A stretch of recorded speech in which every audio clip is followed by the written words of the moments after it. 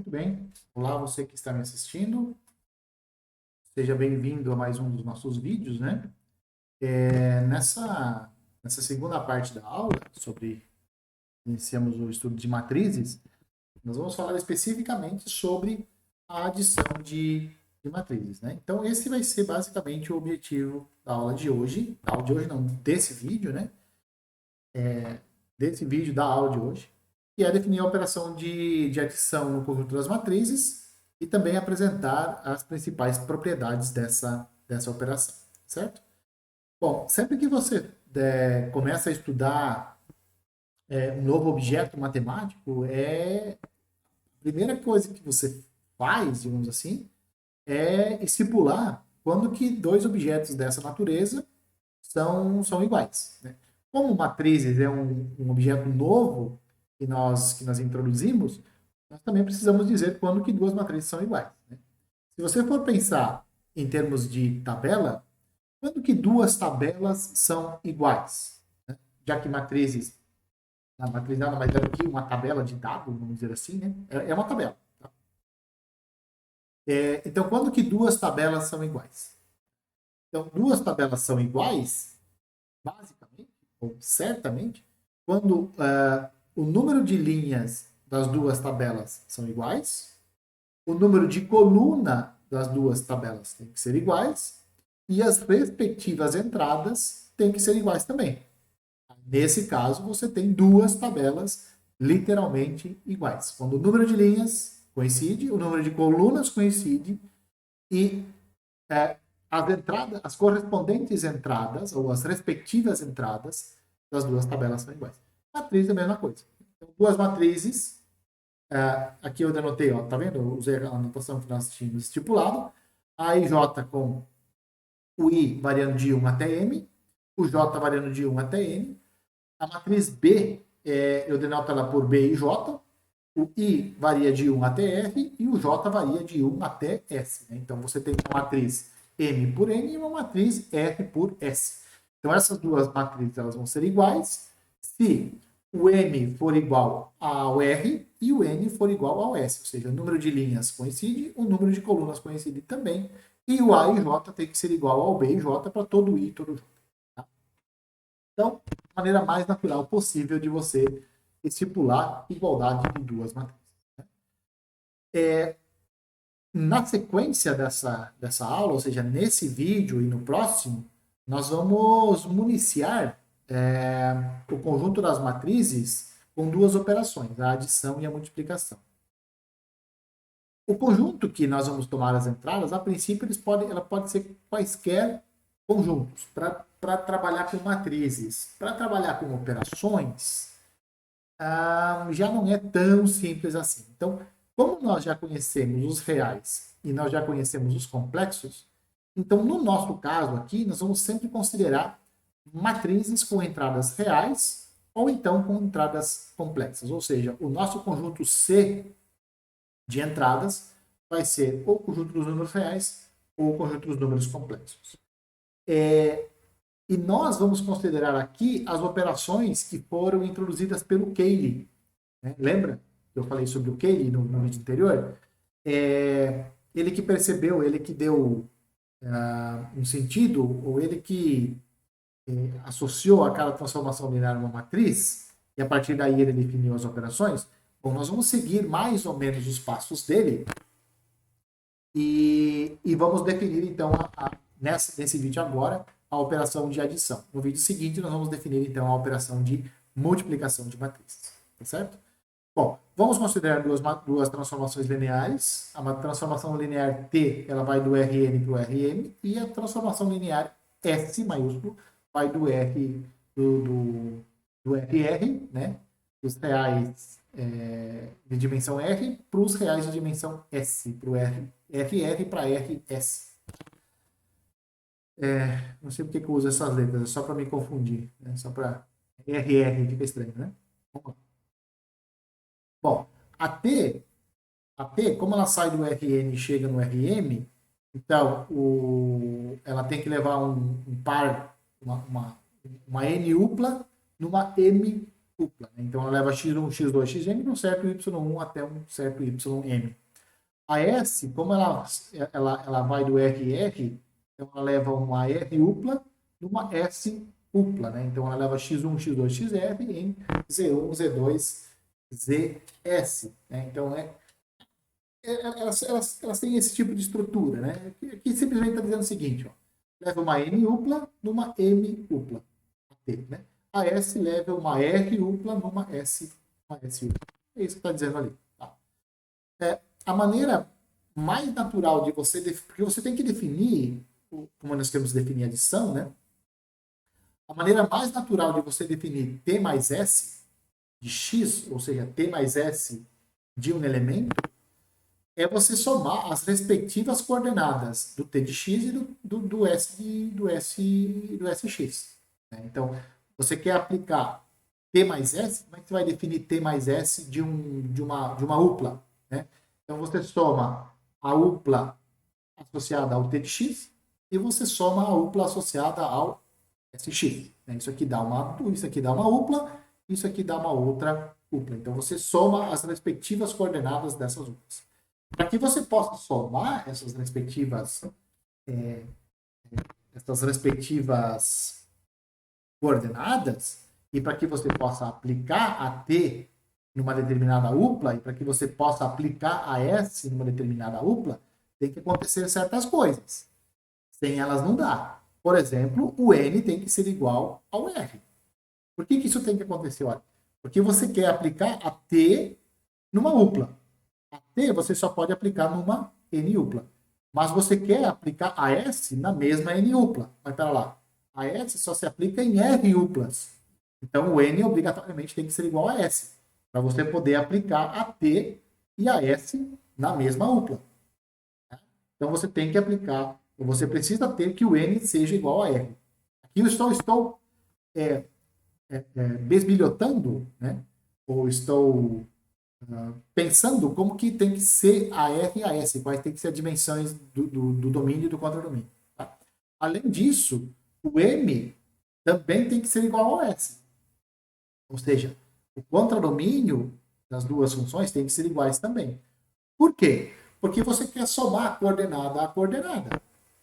Se aqui é 2 e aqui é 3, você não pode somar um par ordenado com uma terna ordenada. Não dá.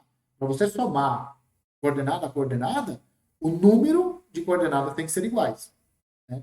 Então não tem jeito. Aqui tem que ser M e aqui também tem que ser M, para você poder fazer a soma.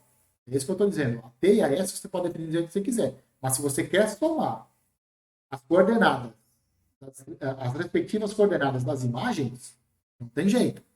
O M e o S têm que ser iguais, se você quer fazer isso. E nós queremos fazer isso. Então, por isso que nós vamos exigir. Os domínios têm que ter mesma dimensão, os contradomínios também têm que ter mesma dimensão. Tá? E aí, com isso, pedindo que o M, que o contradomínio, pedindo que o domínio e os domínios tenham a mesma dimensão, e pedindo que os contradomínios também tenham a mesma dimensão, então nós podemos definir o T mais S de x1, x2, xn da seguinte forma. Aí nós podemos definir, ó, soma as respectivas coordenadas. Essa é a maneira mais natural possível de você definir a soma de duas transformações lineares. E é exatamente assim que se faz. É assim que se faz lá no cálculo 2. Você fez cálculo 2, lá é assim, você só soma duas transformações lineares ou duas funções, né, de várias variáveis quando isso você soma exatamente dessa forma aqui, ou seja, você soma as respectivas coordenadas. Certo? Isso daqui é exatamente essa M upla somada com essa M upla aqui. É assim que você define a soma. Isso aqui são dois vetores, basicamente, né? Então, como é que você soma dois vetores? Você soma as respectivas coordenadas. Eu esqueci de falar, mas podia ter visto as transformações lineares como vetores, né? As imagens como vetores, né? Mas isso daqui é exatamente a t de x1, xn, e isso aqui é exatamente a s de x1 até xn. Então, assim, nós definimos a soma de duas transformações lineares. Certo? Isso daqui tudo eu não precisaria ter feito. Não sei se eu estou confundindo vocês mais do que eu. Não sei se estou confundindo mais do que esclarecendo, mas eu só quis mostrar para você, olha, você não pode simplesmente, você pega quaisquer duas transformações lineares e você soma elas. Não dá. Se você quer definir do jeito que nós definimos aqui, que é a maneira mais natural possível, né? Somar as respectivas coordenadas das imagens. Então nós estávamos bispilotando aqui e vimos, não, os domínios têm que ter a mesma dimensão e os contradomínios também têm que ter a mesma dimensão, para nós podermos fazer essa soma. Os domínios têm que ter a mesma dimensão, porque você quer calcular as imagens da S e da T no mesmo elemento. Então não pode a T ser aplicado num par e a S ser aplicado numa terna. Isso não dá certo. Né? Você tem que escolher ou é um par ou é uma terna. Então os domínios têm que ter a mesma dimensão. Para você poder fazer essa soma aqui de vetores, que nós definimos aqui, você tem que ter que os contradomínios têm que ter a mesma dimensão também. Eu vou parar de falar aqui, porque não sei se eu estou confundindo mais vocês do que eu gostaria. Do que eu deveria, na verdade. Mas, enfim, T mais S é definido assim. E os domínios têm que ter mesma dimensão, contradomínios também. Bom, vamos considerar agora. Aqui são duas transformações lineares genéricas. Completamente genéricas. Vamos pegar duas transformações lineares que são dadas da seguinte forma. A T de x1 até xn é dado por essa M-upla aqui. Observe, isso tudo aqui, essa somatória aqui, isso daqui é o y1. Esse é o nosso y1. Toda essa tripa aqui, ó, toda essa soma aqui é o nosso y1. Aqui está A11x1, A12x2, etc. A1nxn. Isso na primeira entrada. Aí você vai calculando as outras entradas. Qual vai ser a segunda entrada? A21x1, A22x2, A2n, xn. Essa é a segunda entrada. A última entrada, AM1x1, AM2x2, AMN-xn. Então, essa nossa transformação linear T, ela é dada dessa forma aqui. Vamos supor que ela seja dada dessa forma. A F, ela é dada também dessa forma aqui, só que os coeficientes aqui do x1 até o xn, eles vão variar. Eles podem variar. Então, não precisa ser A11, pode ser um B11. Ou seja, os coeficientes mudam, né? Mas a quantidade é a mesma. Eventualmente, algum deles também pode, inclusive, ser zero. Não tem motivo para não ser. Qual é a matriz associada a cada uma delas? Lembra como nós fizemos no vídeo anterior? No final do vídeo anterior, nós fizemos assim. Ó. Nós pegamos esses coeficientes aqui, na primeira entrada, colocamos na primeira linha. Coeficientes da primeira coordenada, na primeira linha. Os coeficientes da segunda coordenada, na segunda linha. Os coeficientes da última coordenada, na última linha. Isso para T. Para S também. Pegamos os coeficientes da primeira entrada, da primeira coordenada, e colocamos na primeira linha. Os coeficientes da segunda coordenada, na segunda linha. Os coeficientes da última entrada, então, é assim que nós fizemos, é assim que a gente faz, assim que a gente associa, ou assim que o Cayley associou uma matriz a uma transformação linear. Certo? Agora, o que nós queremos fazer? Nós queremos definir quem é T mais S. E nós queremos definir o que é T mais S de x1 até xn. Lembra como é que faz? Você soma as respectivas coordenadas. Então, você vem aqui, ó. Aqui está T de x1, xn, aqui está T de x1 até S de x1 até xn. Como é que você define a soma? T mais S aplicado em x1 mais xn. Você soma aqui, você soma as respectivas coordenadas. Tá? Somar essa coordenada aqui, com essa coordenada aqui, olha só, que vai dar A11x1, B11x2. Você vai somar esses dois elementos. Então, você coloca o x1 em evidência. Isso na primeira coordenada. Aqui, A1n, xn, B1n, xn. Você vai somar esses dois elementos. Como o xn vai estar em comum, você coloca em evidência. Então, na primeira coordenada vai aparecer isso daqui. Ó. Isso daqui vai aparecer na primeira coordenada. Né? A1 mais B11 x1, A1n mais B1n xn. E na segunda coordenada? Mesma coisa, você soma a segunda coordenada com a segunda coordenada. Coloca os x's em evidências, né, quando precisa colocar, e você vai ter isso daqui. E soma a última coordenada com a última coordenada. Ó, essa última aqui com essa última aqui. Quando você vai fazer essa soma, você vai perceber que tem x1 aqui e x1 ali. Coloca em evidência. Vai ficar isso daqui. Você continua somando as coordenadas. Tá? Na coordenada, hein? Então aqui também, ó, você soma aqui, xn está em comum, você coloca em evidência. Então isso daqui, essa primeira linha, é a primeira coordenada de t mais s, de x1 até xn. Isso daqui é a segunda coordenada da imagem, e isso aqui é a terceira, é a última coordenada da imagem. Tá? Quem é então a matriz associada a t mais s? Como é que você faz mesmo? Você pega você pega a primeira linha, a primeira coordenada, os coeficientes da primeira coordenada e cria a primeira linha da matriz associada. Os coeficientes da segunda coordenada, você cria a segunda linha da matriz associada. Você pega os coeficientes da última coordenada e cria a última linha da matriz associada. Então você vai ter isso daqui. Primeiro, ó, tá vendo aqui os coeficientes da primeira coordenada.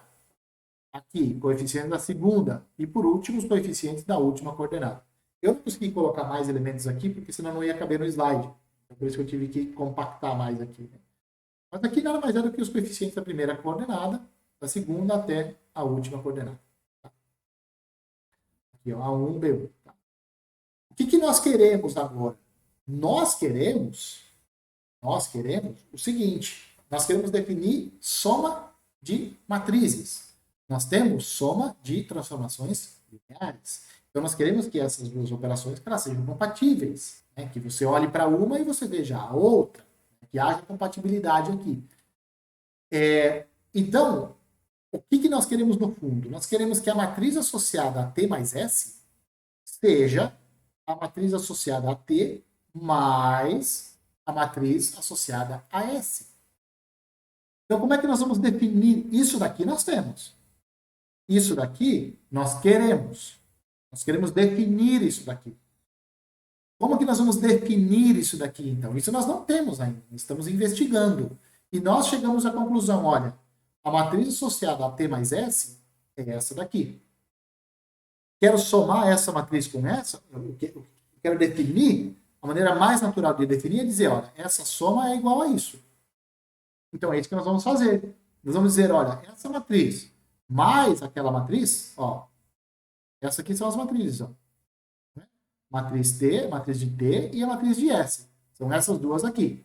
A matriz associada a T mais S é essa daqui, ó.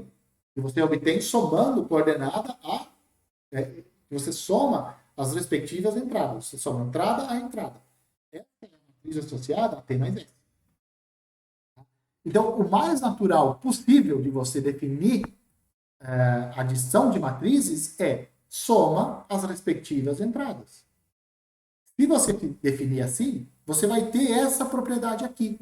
Então, você vai ter compatibilidade entre soma de transformações lineares e soma de matrizes. Quer dizer, por isso que você define lá na escola os seus alunos dessa forma, entrada a entrada. Para quê? Para que ele chegue na álgebra linear, não vá fazer um curso de exatas, quando chegue na álgebra linear, e diga, olha, é compatível. A matriz associada à soma de duas transformações lineares é a soma da transformação linear, da matriz associada a uma transformação linear, com a matriz da outra transformação linear associada. Tá? Então, você tem essa compatibilidade aqui. E, além disso, somar duas tabelas, você tende a fazer isso. Né? Você tem duas tabelas que representam as mesmas... São dados diferentes, mas representam as mesmas coisas, como, por exemplo, notas ou coisa do tipo, você tende a somar entrada a entrada, e você pede, olha, as matrizes têm que ter as mesmas ordens. Né? As tabelas têm que ter o mesmo número de linhas e o mesmo número de colunas. Então, nós definimos da seguinte forma. O que é a adição? Então, a adição de duas matrizes, M por N, as duas são M por N, é uma operação que dá origem a uma nova matriz M por N, e ela é denotada assim, por esse símbolo aqui. Ela é chamada de soma, a matriz que nós vamos definir agora, ela é chamada de soma. A operação é chamada de adição. E as entradas dessa matriz soma aqui, elas são obtidas somando as correspondentes entradas da matriz A e da matriz B. Ou seja, a matriz A mais B é a matriz dado por essa matriz aqui. As entradas são as somas das correspondentes entradas de A e de B. Certo? Então, por exemplo, se você quer somar essas duas matrizes, primeira coisa, você tem que verificar se elas têm as mesmas ordens, né? Essa aqui é 2 por 3, essa aqui é 2 por 3 também, né? Então, você soma 1 com 2, 3 com 4, 5 com 6, menos 1 com 0, menos 3 com 4 e o 5 com 8. E você obtém essa matriz aqui, que nós vamos chamar ela de matriz M. Tá? Não sei porquê, mas, enfim, vamos chamar ela de matriz M. Então, você soma as respectivas entradas, certo? E isso tem sentido, porque isso dá compatibilidade com transformações lineares. Quando você considera transformações lineares em álgebra linear, tem duas transformações lineares que são particularmente interessantes. A primeira é a transformação linear nula. E a segunda é a transformação linear identidade. Para você ter a identidade, o domínio e o contradomínio têm que ser iguais. Né? Então, se aqui é o Rn, aqui tem que ser o Rn também. Tá? Para você poder definir a transformação linear identidade. Ou a função identidade, que seja. Aqui, no caso, é a transformação linear identidade. A matriz associada à transformação linear nula, ela é chamada de matriz nula. A matriz associada à transformação linear identidade, ela é chamada de matriz identidade de ordem n por n. Tá? Aqui é a matriz nula de ordem m por n. Tá? Já que aqui vai do n para o m, a matriz associada tem m linhas, m colunas. Tá? Dito de outra forma, uma matriz é nula se somente se todas as suas entradas são nulas. A matriz B é uma identidade se somente se cada B e I é igual a 1 e todos os outros B e J são zeros. Ou seja, naquela diagonal, que eu não defini o que é diagonal, mas na diagonal principal só aparece 1, fora da diagonal principal só aparece 0. Tá? Os elementos A1, B1, B, A1, A22, A33, ANN, esses elementos eles são chamados de diagonal principal da sua matriz. Né? Essa nomenclatura que a gente vai continuar usando livremente. Aqui é mais para dar sentido para as coisas.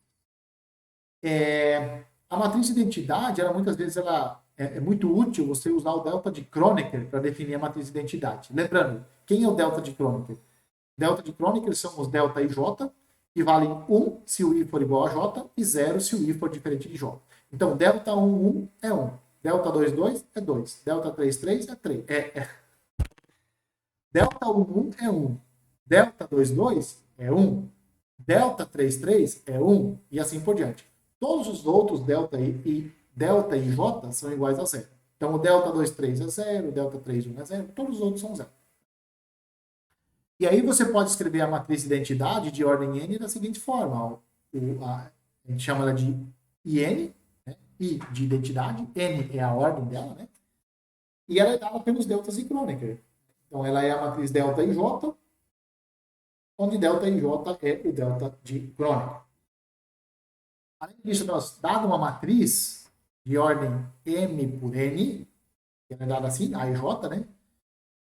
Nós temos também a matriz oposta a ela. A matriz oposta, a gente denota ela por menos A. E como é que você obtém a matriz menos A? Você troca o sinal de cada uma das entradas. Então, ela é idêntica à matriz A, só que com os sinais das entradas trocados. Ou, dito de outra forma, né, menos a matriz A é a matriz menos A e J. Tá certo? Então você troca o sinal. Você pega a matriz A, inverte o sinal, troca o sinal de todas elas. Passa tudo que é mais vira menos, o que é menos vira mais. Matriz de identidade de ordem 3. Né? Então aqui, esses elementos aqui, eles são 1. E tudo que está fora é 0. Matriz nula de ordem 4/5. Só tem elementos nulos na nossa matriz. Quem é a matriz oposta dessa daqui? 3, 7, 11, menos 1. Quem é a oposta dela? Então você troca o sinal de todos os elementos. Então vai ficar menos 3, menos 7, menos 11. Troca o sinal daqui, fica 1, menos 1 e menos 3.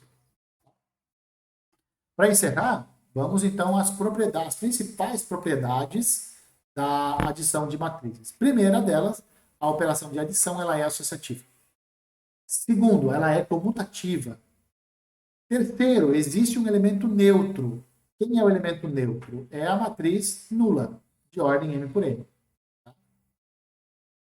E também tem o oposto, né? Tem a matriz oposta, ou seja, A somada com menos A é igual à matriz.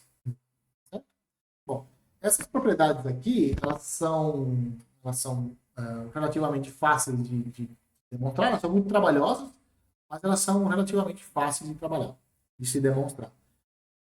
Aqui nós estamos considerando, nesse nosso caso, matrizes sempre com coeficientes, com entradas reais e complexas. Pegue com entradas complexas, né, que tudo isso daqui vai acabar funcionando. Beleza? Bom, gente, eu peço um pouco de desculpa para vocês, mas essa aula acabou sendo mais confusa do que eu imaginava que ela seria, né? Tentar falar para vocês lá no início que eu acho que ficou meio confuso aquela parte inicial ali de soma de matrizes, com soma de transformações lineares. Mas o objetivo principal nós usamos a adição de transformações lineares para definir a adição de matrizes. Né? Nós usamos esses dois conceitos. Soma de transformações lineares é definida daquele jeito que nós definimos lá, e com isso, então, nós fomos atrás de uma adição de matrizes que fosse compatível com a adição de transformações lineares. Né? Ou seja, não pode fugir. Certo? Bom, era isso que nós tínhamos para falar. Nós estamos com quase meia hora de vídeo, então vamos ficando por aqui. Espero que vocês me vejam nos próximos vídeos. Tá bom? Então, um abraço a todos.